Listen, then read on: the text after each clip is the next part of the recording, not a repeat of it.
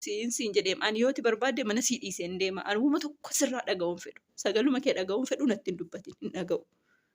Yeroon qabuun taa'ee haasaas akkanaa dhaggeeffachuudhaaf. Kheer inshaallah maal taati maal balaan maaltu akkana si jineessaara immoo maaltu maal ta'e kottuu taa'imee teenya wajjiniin haasofna. Meena dhiisime mataan na jedheera laana yeroo kana keessatti. Nan taa'ama maaltu na dhawu. Nasiyaanaaf dhaamtu yoo qabaatte waan dubbachuu barbaadu dubbadhu malee maanni maal taate maalirraa ka'e akka waa tokko nan gaafanne. Kunoo calliseen taa'ee si dhaggeeffadha waan himtu natti mina dhaggeeffadha. Dhagaye obboleettii koo yaa kabajamtuu namaa yoo ati hin qajeelin manni kan keen diigama.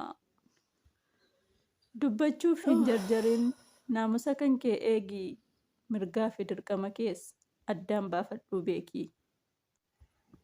Yeroo waliin jiraattan mana kan kee keessatti dubbachuuf aan cinqamin baay'ifadhu dhageetti.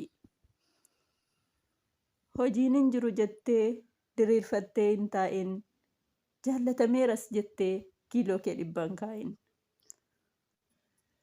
Sabiriidhaan jiraadhu jarjartuu namaan ta'in akka itti jiraattu ollaan kees hin dhagayin. Jaalala mi'eessuutti dubartii caala silaa mee namumti akka kee waa babbareechu jira. Dubartiitu qajeelcha adaba mana keessaa mana keetti ol deebi'i maal goota hulaa keessaa.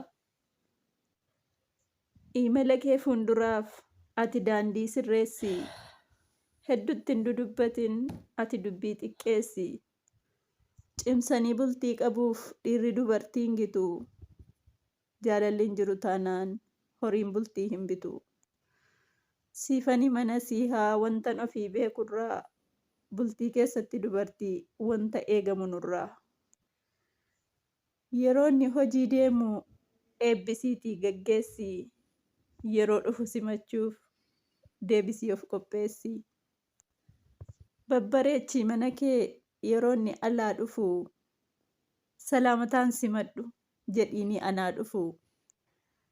Baga nagaannaa dhuftee ati jaalallee kiyyaa al tokko sin daganne utuun si yaaduu guyyaa.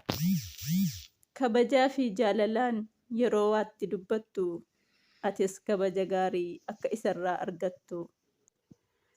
Akka ollaatti hin bulin akka mana kee malee baruu ni jijjiirama yoo gaarii tures kalee. Ijaarsa bultii keessattis si kan dagalee ta'u dhiirri dubartii malee homaa gochuu hin danda'u.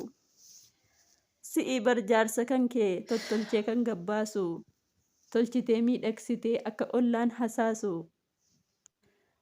akka hawaasni maqaa gaarii itti moggaasu akka inni guyyuu jedhu yaa haara galfii kiyyaa rabbis si na badhaasee galata rabbii kiyyaa. Ilmaan keetis gorfadhuu ta'i maatii jaalalaa jaarsa kee ol deeffadhu akka inni ilaalle alaa. Dubartiinis jalloodha rabbi waa qajeelchu duniyaa aakhiraattis milkiiwwan biyya lachuu.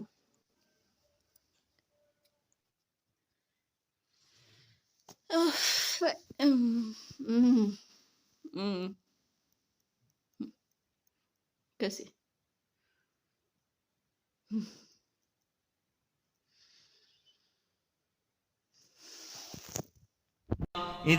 قال رب اشرح لي صدري ويسر لي أمري واحلل عقدة من لساني يفقه قولي